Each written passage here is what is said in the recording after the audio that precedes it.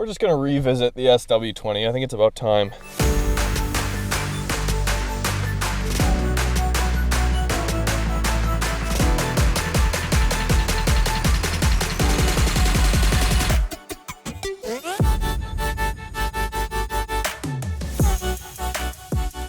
Good old 5-speed E153 transmission.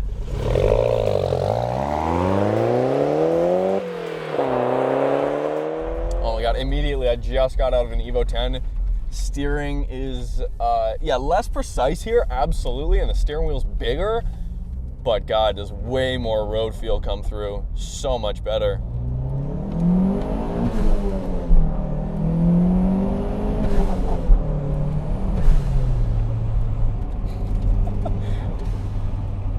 So in the last video, I talked a lot about engine swaps. I told you not to Tesla swap your MR2. Could be fun, probably not.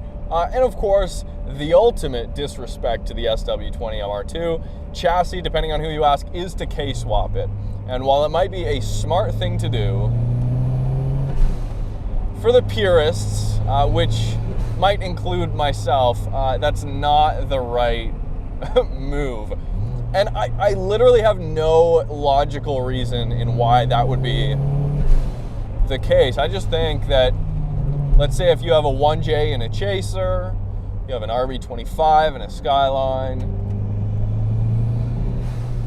and you have a 3S GTE built by Yamaha in the SW20, I feel like it's just proper to keep it the way it is. The 3S GTE is a great engine. Iron block, you can stuff a lot of boost into it, and while the limits aren't like so high for a stock engine, you can squeeze maybe 300 wheel safely out of a stock bottom end.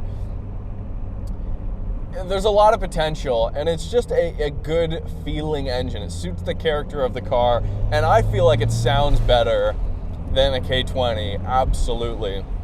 Okay, so this one I'm driving is not stock, but it's also not like crazy, but as I'm saying that, so the owner of this car, Dylan, told me it has about 250 wheel horsepower. It was tuned by Bill, a Willowbrook Performance. It feels like a lot more than that, Dylan. It might be a Mustang number. I'm gonna guess that's a Mustang number because like 3,000 RPM roll on, the torque is huge. We've got a built bottom end here. It's got Wiseco pistons, 86.5 millimeter bore versus the factory 86.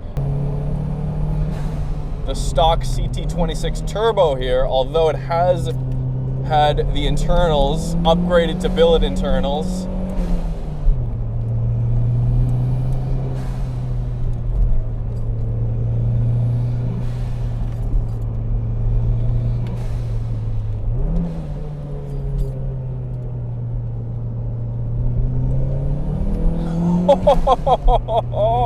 Skirting the lines of oversteer right there. That was smooth.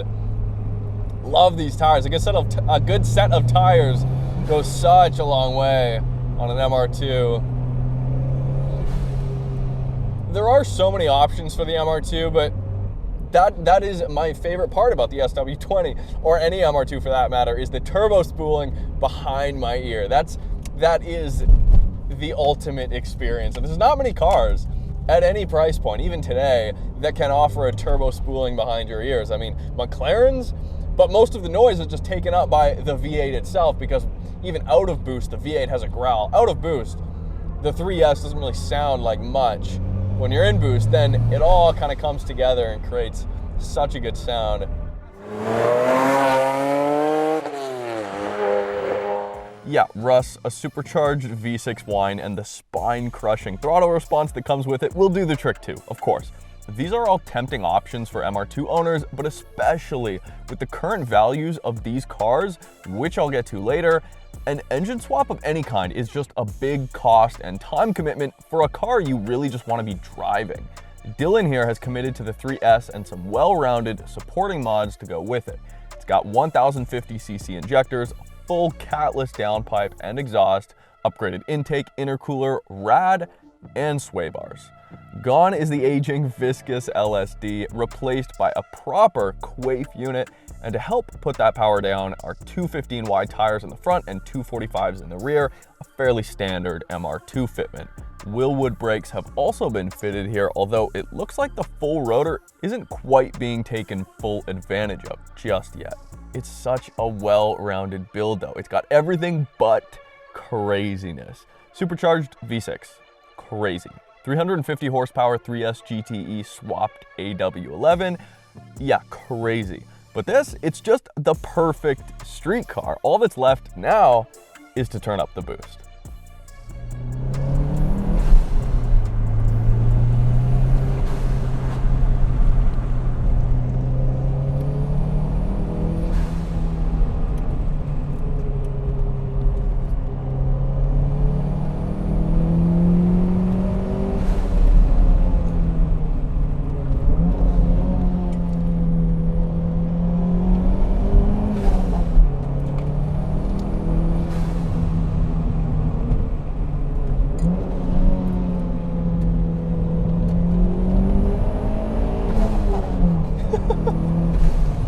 I missed that, the transition, the ungraceful transition from understeer to oversteer.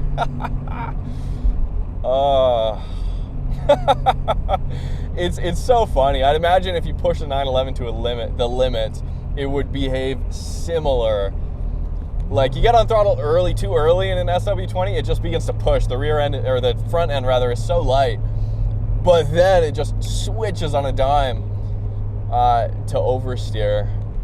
It's just so fun riding that fine line, and that's something, because I just did get out of an Evo 10 that isn't in the Evo 10. That car is so surgical and like it does everything for you.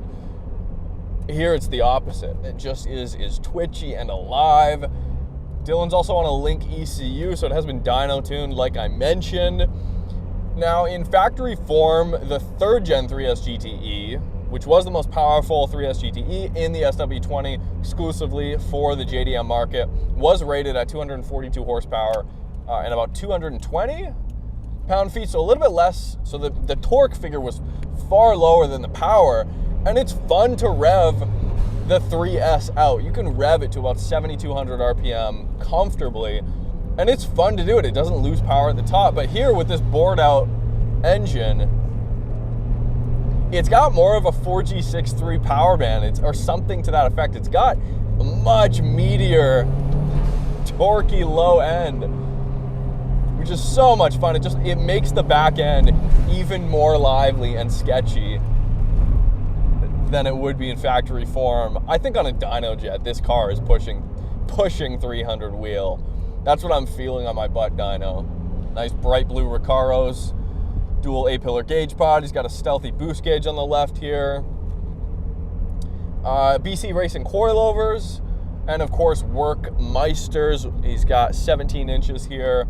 Really good setup, good grippy tires, no rubbing. It's a little bit stiff for sure, but not to the point of like a mono tube or something like that.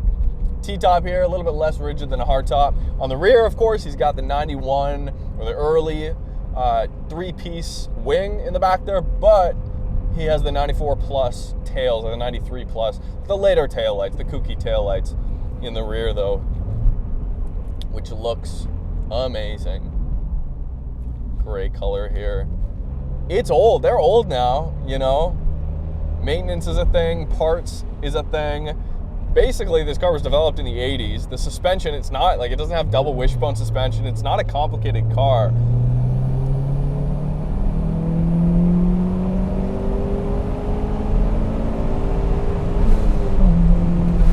But it is one of the most fun cars from the 90s that you could buy. By a long shot. I think Dylan's gone the right route. I mean, to bore it out, he's got so much potential with the built bottom end. I mean, swap in a different turbo, you could easily squeeze 350, probably 400 horsepower out of this thing. And that begs the question, you know, SW20s in recent years, definitely since I sold mine, have gone up in value. And therein lies the question, if you buy one that's factory and nice and clean, especially a left-hand drive one, do you keep it mostly stock? Or do you just kind of refresh it, refresh what you can, and then gather OEM or like an OEM spec aftermarket part where the OEM part is not available, and just keep it as factory and fresh and clean as possible, rather than K swapping it, 2GR swapping it, and stuff like that, because I would imagine those cars are a little bit more difficult to resell. Not that that would be your goal, but if you wanted to retain the overall value of the car, especially now if you're paying $15,000, $20,000, $25,000, $30,000 USD for an MR2, that's insane. I mean, they used to be $5,000. $5,000 would get you a nice MR2 Turbo. Those years have long passed. Let me know what you guys would think. Is the SW20 still worth it, even at, let's say, $25,000 USD for a really nice one? What do you do it? It's not the fastest thing in the world. It's one of the best looking in the world, I would say. And one of the best sounding, one of the best feeling. And although not as laser precise as an Evo, as the older Evos, or as practical as something else, you know, GR Corolla, if we're talking new cars, it has so much character. So let me know what you guys think. Thanks for watching. Check out Dylan on Instagram. Subscribe if you haven't already. We'll see you soon.